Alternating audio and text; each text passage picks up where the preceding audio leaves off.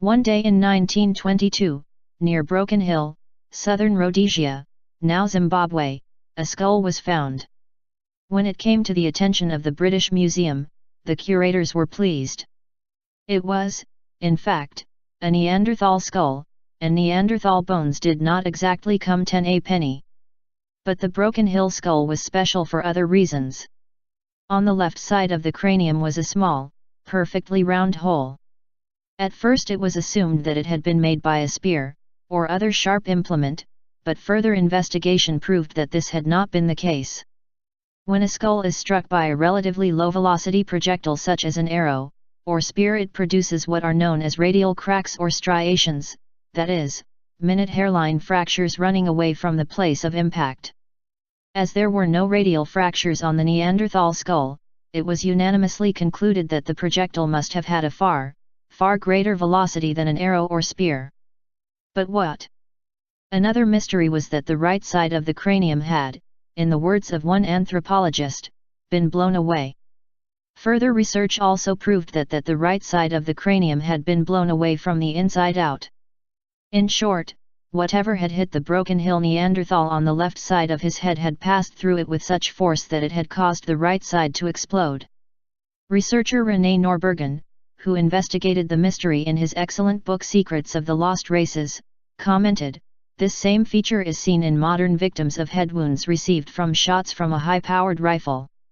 Norbergen's comments were more than appropriate, for forensic experts who have studied the skull in Berlin have since concluded that the cranial damage to Rhodesian man's skull could not have been caused by anything but a bullet.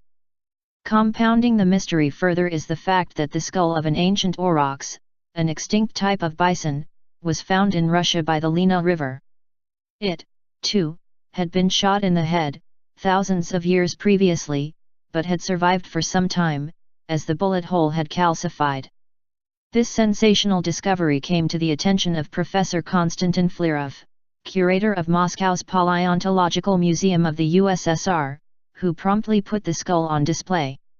Incredible though it sounds, we are faced with quite forceful evidence that, thousands of years ago, someone discharged a bullet into the skull of one of our anthropological cousins and also nearly killed a large mammal by the same method. But how could this be? One obvious, but very radical, solution is to conclude that, contrary to what we have always understood, ancient man may have been technologically developed to a very high degree. Did a small but advanced civilization develop the concept of ballistics long before the Chinese? The problem with this idea is that it is too much of a coincidence. Could two separate societies, separated by thousands of years in a vast cultural gulf, have both invented weapons that just happened to fire small, cylindrical projectiles at high speed? One colleague suggested to me that the only alternative is the possibility that someone from the future, carrying a firearm, traveled back into the past and engaged in some sort of trans-temporal hunting expedition. This takes us perilously close to the realms of science fantasy, of course, but the fact is that the hole in the aurochs skull got there somehow. Like it or not, the fact is that someone or something seemed to be using high-velocity bullets thousands of years ago. We don't know who, we don't know why, and we don't know how, but it happened.